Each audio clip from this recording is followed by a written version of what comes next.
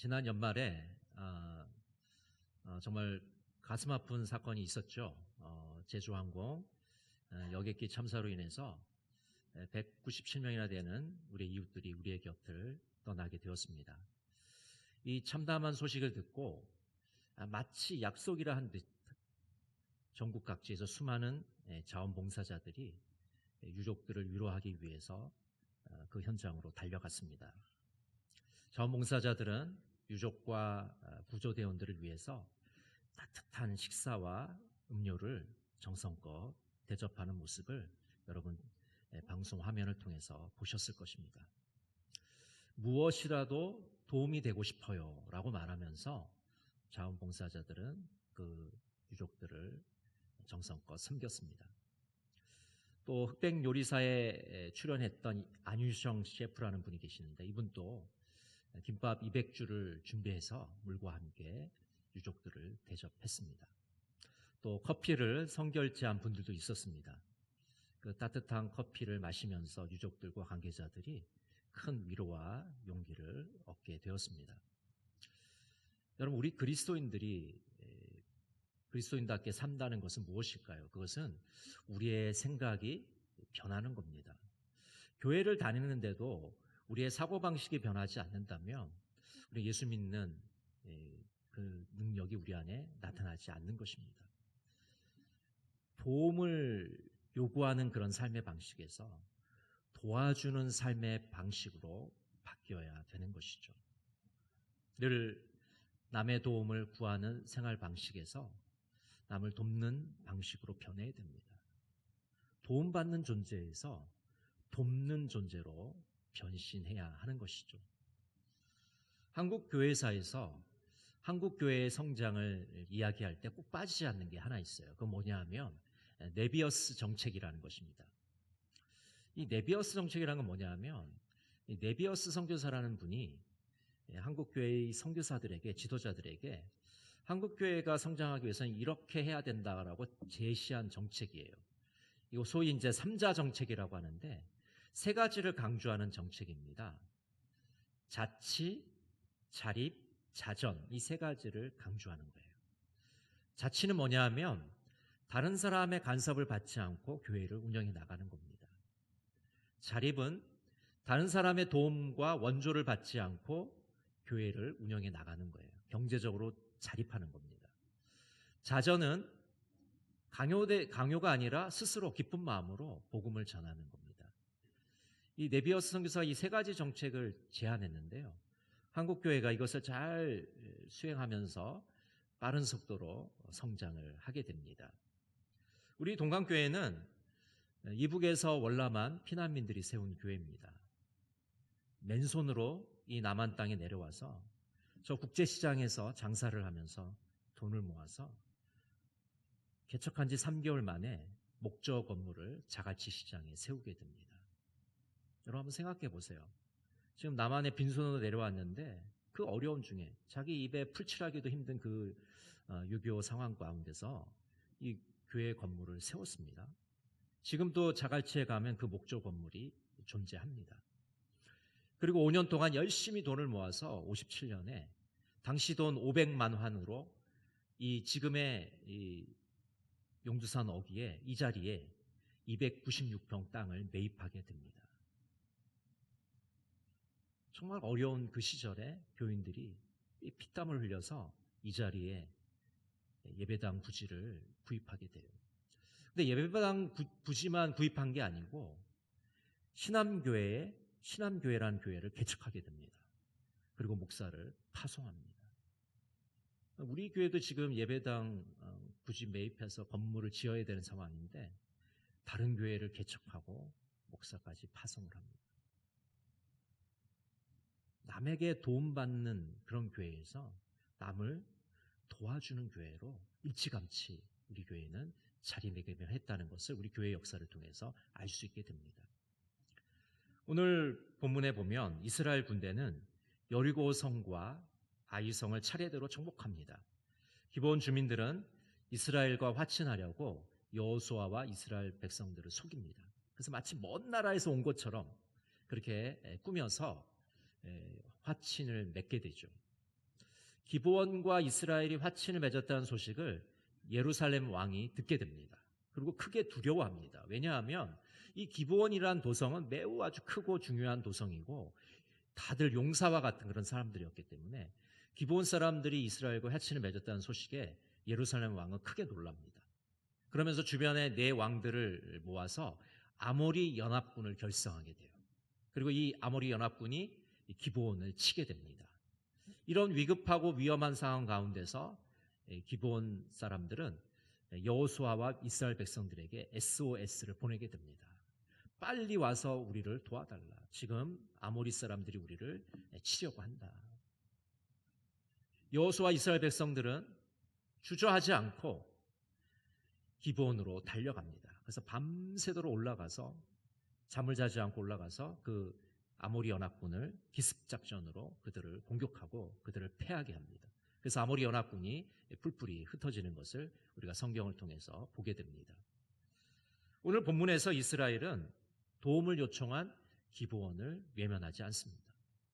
누군가 우리에게 도움을 요청할 때, 위기의 상황 가운데 우리에게 구조 요청을 보낼 때 우리는 어떻게 해야 될까요? 우리 그리스도인들은 어떻게 반응해야 합니까? 다른 사람들이 도움을 요청할 때 우리는 먼저 중보 기도의 자리로 나가야 됩니다. 여러분, 우리가 다른 사람을 돕기 전에 왜 기도해야 됩니까? 하나님의 뜻을 알기 위해서, 하나님의 음성을 듣고 하나님의 인도하심을 받기 위해서입니다.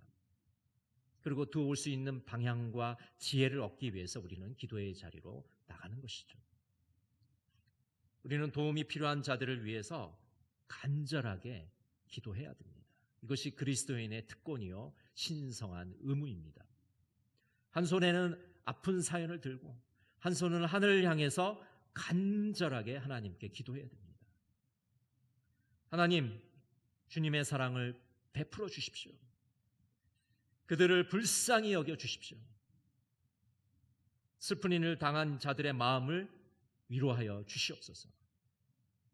상처를 입은 자들의 마음을 어루만져 주시옵소서. 그들을 외면하지 않고 그들을 돕게 하여 주시옵소서. 우리가 간절하게 중보 기도의 자리에 나가서 이웃들을 위해서 기도할 때 하나님께서 하나님의 일들을 시작하십니다. 하나님의 역사를 일구어 나가십니다. 하나님께서는 하나님의 일을 하시고 우리도 우리의 일을 감당해야 합니다. 실제적으로 우리 이웃들에게 도움을 주어야 됩니다. 여러분, 어떻게 우리가 말만 하지 않고 이웃들에게 실제적인 도움을 줄 수 있을까요? 즉각적으로 우리가 반응해야 하는 것입니다. 여호수아와 이스라엘 백성들은 기브온의 구조 요청이 들어왔을 때 머뭇거리지 않았어요. 주저하지 않았습니다. 즉각적으로 반응합니다. 오늘 10장 9절 말씀 우리 같이 한번 읽어볼까요? 여호수아가 길갈에서 밤새도록 올라가 갑자기 그들에게 이르니, 세 번역에서는 이렇게 번역하고 있습니다. 길갈에서 떠난 여호수아의 군대는 밤새도록 진군하여 기습작전을 폈다. 기브온의 요청을 받고 이스라엘의 군대는 잠을 자지 않고 밤새도록 올라갔습니다. 철야를 한 것이죠. 그래서 그 기습작전을 인해서 아모리 연합군을 무찌를 수가 있었던 것입니다. 그들은 지체하거나 머뭇거리지 않았습니다. 도움이 지체되면 결국은 돕지 아니한 것 같은 결과를 갖게 되는 것입니다. 남을 돕기 위해서는 타이밍이 아주 중요합니다. 타이밍을 잘 맞춰야지만 적절하게 그들을 도울 수가 있습니다. 즉각적으로 그들을 돕을 수가 있는 것이죠. 또 실제적으로 우리의 이웃들을 돕기 위해서 우리는 기꺼이 그들을 도와야 합니다. 사실 기브온 주민들은 여호수아와 이스라엘 백성들을 속였습니다. 만약 이스라엘 백성들이 이렇게 생각했다고 생각해 보십시오. 아니, 우리를 속여? 굉장히 괘씸한데? 불쾌한데? 만약 그렇게 생각했다면 기브온 사람들을 도와주지 못했을 겁니다. 그런데 오늘 성경을 아무리 뜯어봐도 이스라엘 백성은 그렇게 생각하지 않았습니다. 정말 기쁜 마음으로 기꺼이 기브온 사람들을 돕고 있는 모습을 오늘 성경에서 우리는 발견하게 되는 것입니다. 우리도 다른 이들의 도움 요청에 기쁜 마음으로 응해야 됩니다. 벌레 씹은 얼굴로 마지못해서 돕게 되면 그것은 아니한 것만 못하게 되는 것이죠. 이왕 할 거면 기쁘게 해야 합니다. 어떤 분이 이렇게 적었습니다. 무엇을 하든 즐거운 마음으로 하라. 그렇지 않으면 하지를 마라. 이왕 하는 것, 해야 할 것을 하면서 짜증을 내면 어떡하나. 하면서 손해볼 필요는 없지 않는가. 여러분, 우리가 기쁜 마음으로 남을 돕지 않으면 왜 그게 우리에게 손해가 되겠습니까? 상대편도 불편하고 나도 불편하고 손해 아니겠습니까? 도와주는데 서로 불편하면 그게 손해 아니겠어요? 기쁜 마음으로 기꺼이 우리가 도와줄 때 상대편도 기분이 좋고 우리도 기분이 좋지 않습니까? 그렇게 우리는 그들을 도와야 하는 것입니다. 도움이 필요한 이들에게 실제적인 도움을 주기 위해서 격려와 나눔이 필요합니다. 이 격려라는 것은 우리 이웃들에게 내미는 따뜻한 손과 같은 것입니다. 그래서 우리는 말로써 얼마든지 그들을 격려해 줄 수 있습니다. 힘든 시간을 잘 이겨내고 있구나. 너 정말 잘 해낼 수 있어. 괜찮아. 다시 일어설 수 있어. 넌 혼자가 아니야. 힘들면 나한테 기대도 돼. 포기하지 말고 계속 도전해봐. 너는 내가 생각하는 것보다 더 멋지고 아름다운 사람이야.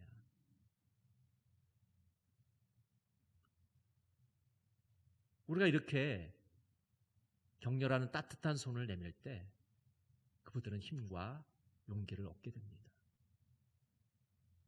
여러분, 우리는 어떻게 나눔을 할 수 있습니까? 우리 한국 사람들은 자꾸 거창한 것만 찾아요. 큰 것만 하려고 합니다. 그러니까 실제로 돕지를 못해요. 그러나 우리의 작은 것으로 도울 수 있습니다. 어떤 분이 이렇게 나눔에 대해서 이야기합니다. 나눔은 물질적인 것만이 아니다. 나눔은 꼭 큰 것만도 아니다. 다정한 인사, 반기는 미소, 위하는 마음, 위하는 손길, 위하는 기도, 위로의 말, 위로의 글, 격려의 박수, 따뜻한 포옹, 함께 있어주는 것, 희생과 봉사, 겸손과 배려, 용서와 화해, 바로 이런 것들이다. 여러분, 큰 것만 해야만 도움이 됩니까? 아니잖아요. 우리의 작은 격려, 작은 나눔이 상대방에게 큰 힘이 되는 겁니다. 큰 도움이 됩니다. 살아갈 이유가 되고 존재의 이유가 되는 것이죠. 몇 주 전에 제가 설교했듯이 그 월드비전의 회장님의 간증에 대해서 말씀드렸잖아요. 가난한 학생으로서 참 힘들고 어려운 시기를 보내고 있을 때 미국의 후원자가 매달 몇만 원의 돈을 보내왔습니다. 사실 그 돈은 그렇게 생활 문제를 해결할 만한 그런 큰 돈은 아니었어요. 그러나 꾸준하게 그녀가 죽을 때까지 보낸 그 돈이 그 사람의 큰 용기가 돼서 또 대학 교수가 되고 월드비전의 회장까지 되지 않았습니까? 나에게는 작은 것이지만 상대방이 큰 것이 될 수가 있다는 거죠. 그것이 나눔의 힘이고 나눔의 비밀입니다. 누가복음 10장에 보면 선한 사마리아 사람의 이야기가 나옵니다. 어떤 사람이 예루살렘에서 여리고로 내려가다가 강도를 만나게 되죠. 다 뺏기고 너무 많이 맞아서 거의 죽을 지경에 이르게 됩니다. 그때 마침 한 제사장이 지나가게 됩니다. 근데 제사장은 외면하면서 피해 버립니다. 그리고 레위인이 지나가게 되는데 레위인 역시 그 죽은 사람을 피하여 지나가게 되죠. 그런데 어떤 사마리아 사람이 보고 그 사람을 불쌍히 여겨서 응급처치를 해주고 주막에 데려가서 정성껏 돌보아 줍니다. 여러분, 당시에 사마리아 사람과 유대 사람들은 굉장히 앙숙이었어요. 서로 미워하고 증오하는 사이였습니다. 어떻게 이 사마리아 사람이 유대인을 구할 수 있었을까요? 그 사람의 처지와 형편을 보았기 때문에. 내가 구해주지 않으면 이 사람 죽겠구나 라는 마음이 들었기 때문에 그에게 온정을 베푼 것이죠. 이 사마리아 사람처럼 우리는 그 사람의 형편과 사정을 보아야 됩니다. 보지 않으면 우리 마음에 긍휼의 마음이 들지 않고 긍휼의 마음이 없으면 그 사람을 도울 수가 없는 것이죠. 창세기 14장에 보면 아브라함과 조카 롯의 이야기가 나옵니다. 조카 롯은 좋은 땅을 선택했어요. 그리고 아브라함은 좋지 못한 땅을 선택했습니다. 그래서 이 조카 롯이 이 소돔이라는 곳에, 아름다운 곳에 살고 있었습니다. 그런데 엘람 왕의 군대가 그 소돔을 정복하게 되고 이 조카 롯의 가족을 사로잡아 가버립니다. 그래서 아브라함이 자신의 집에서 길리운 병사 318명을 데리고 뒤쫓아가서 그 조카 롯의 가족을 구출해 갖고 옵니다. 여러분, 만약 아브라함이 이렇게 생각했다고 생각해 보세요. 아니, 조카 주제에 지가 먼저 좋은 땅을 선택해?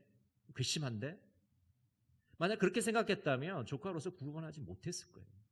근데 아브라함은 그렇게 생각하지 않았습니다. 왕의 군대와 싸워야 됩니다. 여러분, 이 사병 가지고 왕의 군대와 싸울 수 있겠습니까? 이 게임도 안 되는 거 아니에요? 근데 아브라함은 목숨을 걸고 위험 부담을 무릅쓰고 조카를 구해갖고 오는 거예요. 조카 롯에 대한 그 마음이 있었기 때문에 그렇게 구출할 수 있었던 것이죠. 선한 사마리아 사람 아브라함 공이 어떤 마음을 지녔습니까? 도움이 필요한 자를 외면하지 않았습니다. 이것이 바로 예수님의 마음이고 우리 그리스도인들의 삶의 방식이 아니겠습니까? 여러분, 우리는 도움을 받는 자에서 돕는 자로 전환되어야 됩니다. 우리 자신이 예수님의 도움을 받아서 새 생명을 얻지 않았습니까? 이제 사람을 살리고 생명을 살리는 자가 되어야 됩니다. 도움받는 존재에서 돕는 자가 되어야 되는 것이죠. 어떤 분들은 이렇게 얘기할 수 있잖아요. 요즘 얼마나 낯선 사람들이 위험합니까?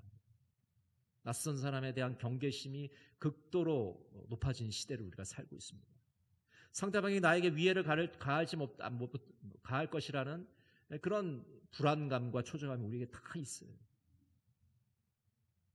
그래서 우리가 100% 그 사람을 도와주지 못한다 할지라도 최소한의 도움, 우리가 할 수 있는 안전한 상황 가운데 그 사람을 도울 수 있는 도움은 줄 수 있지 않겠습니까? 영어 표현 중에 이런 표현이 있죠. May I help you? 무엇을 도와드릴까요? 이런 표현이 있습니다. 제가 영어 표현 중에 가장 좋아하는 표현이에요. 무엇을 도와드릴까요? 우리 그리스도인들은요, 늘 우리 주변에 있는 사람들을 돕기 위해서 24시간 대기하는 대기조와 같습니다. 무엇을 도와드릴까요? 그것이 바로 하나님 나라의 삶의 방식입니다. 존 웨슬리는 이렇게 말합니다. 할 수 있는 모든 선을 행하라. 할 수 있는 모든 수단을 사용해 할 수 있는 모든 방법으로 할 수 있는 모든 곳에서 할 수 있는 모든 때에 할 수 있는 모든 사람에게 할 수 있는 만큼 오래도록. 우리가 할 수 없는 것을 할 필요는 없습니다. 우리가 할 수 있는 것을 하는 것입니다. 대지를 쓴 펄벅이라는 작가가 있습니다. 이 펄벅은 선교사님의 딸로 태어나서 중국에서 오랫동안 생활을 했습니다. 이 펄벅이 결혼한 지 얼마 안 돼서 어느 추운 겨울날 밤에 누군가가 문을 두드리는 소리를 듣게 됩니다. 그래서 문을 열고 나가보니까 이 루라는 중국 여인이, 임신한 여인이 초라한 행색으로 문을 두드리고 있었어요. 오랫동안 흉년이 들어서 먹을 것이 없어서 북쪽 지방에서 남쪽 지방까지 내려온 여인입니다. 펄벅은 잠시 고민을 했지만 이 여인 너무 불쌍해서 자기 집 뒤에 있는 방을 하나 새내어서 이 여인의 거처를 삼아주게 됩니다. 그리고 정성껏 식사 때마다 식사를 챙겨줬어요. 이 여인이 이제 건강을 회복하고 순산을 하게 되었습니다. 루라는 여인이 출산을 한 지 6개월이 지나서 갑자기 어느 날 밤에 대포 소리가 들리고 총소리가 들리고 모든 가족들이 놀라게 됩니다. 그러면서 많은 사람들이 공포에 질려서 이렇게 얘기합니다. 공산당이 왔다. 마을을 장악하고 외국인들을 찾아서 죽이고 있다. 펄벅의 집에서 일하던 하인들은 벌써 다 도망가고 없습니다. 펄벅의 아버지, 남편, 그리고 여동생, 조카들이 있었는데 모두 두려움에 떨고 있었습니다. 근데 루라는 여인이 갑자기 문을 열면서 이렇게 말하는 겁니다. 어서 빨리 피해야 됩니다. 저를 따라오세요. 펄벅이 그렇게 위중한 상황에도 여인에게 말했어요. 우리를 숨겨주면 당신이 위험합니다. 근데 이 여인이 막무가내로 가족들을 데리고 그녀의 헛간으로 숨겨주었습니다. 그리고 얼마 되지 않아서 군인들이 들이닥치느냐. 그리고 펄벅의 집을 수색했어요. 근데 아무도 없는 걸 확인하고 급히 다른 곳으로 옮겨가게 됩니다. 펄벅의 가족들은 그 여인의 도움으로 이틀 동안 숨어 있다가 해안가에 정박해 있는 미군의 배를 타고 피신을 하게 돼요. 초라한 행색에 임신한 여인. 그 여인을 도와줬는데 그 여인이 이제 펄벅 가족들의 목숨을 구원하게 되었습니다. 여러분, 우리는 다른 사람을 도와줄 때 보상을 바라고 도와주는 건 아닙니다. 근데 놀라운 것은 우리가 다른 사람을 도와준 것은 결코 땅에 떨어지지 않습니다. 그것이 다시 내게 돌아오는 것을 우리가 경험하게 되는 것이죠. 피난민들이 세운 우리 교회, 그 어려운 6.25 상황에서도 이 예배당 자리를 구입하고 또 개척교회를 도왔습니다. 개척을 하고 지원을 했습니다. 남에게 도움받는 교회가 아니라 남을 도와주는 교회로 그렇게 자리매김한 것이죠. 믿음의 선배들이 이렇게 삶을 사셨습니다. 이제 우리 후배들도 어려운 상황 가운데서도 남에게 도움받는 존재가 아니라 남을 돕는 사람으로 거듭나시는 여러분 모두가 되시기를 간절히 바랍니다. 기도하겠습니다. 사랑의 하나님, 도움을 받기만 바라는 마음에서 도움을 주는 자로 거듭나게 하여 주시옵소서. 사람들의 형편과 사정을 보게 하시고 즉각적으로 기꺼이 돕게 하여 주시옵소서. 도움이 필요한 자를 외면하지 않게 하여 주시옵소서. 예수님의 이름으로 기도드립니다.